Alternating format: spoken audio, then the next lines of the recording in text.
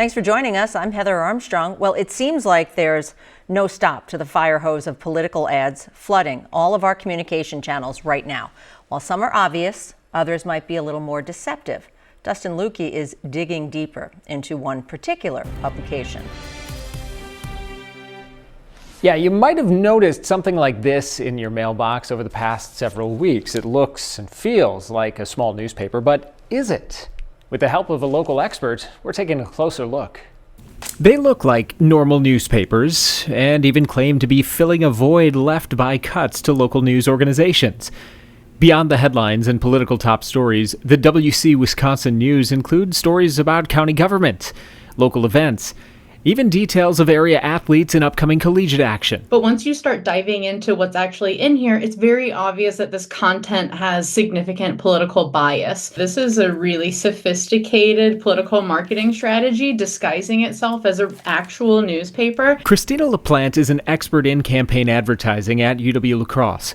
She says there are some telltale signs that mailers like these are not newspapers that adhere to any journalistic standards, but rather periodicals attempting to influence the vote on Tuesday. One of the key giveaways that this isn't an authentic newspaper is that there's no advertising. So where's the revenue coming from? Analysis from the political spending tracking site Open Secrets indicates that during the 2020 election, the paper's publisher was part of a media network that received hundreds of thousands of dollars from Restoration PAC, a conservative political action committee. There's also a lack of transparency on who's actually creating the content.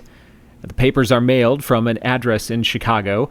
There are no bylines, and the people section of their website lists no actual people.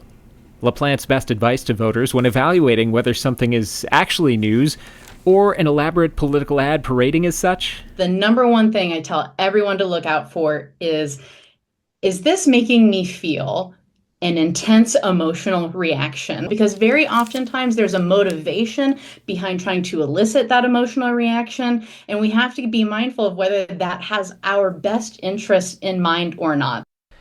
LaPlante added that the motivation behind mailings like this could be to either drive support for a particular candidate, or they can cast doubt for the people who would otherwise support the candidate targeted, therefore trying to drive down turnout.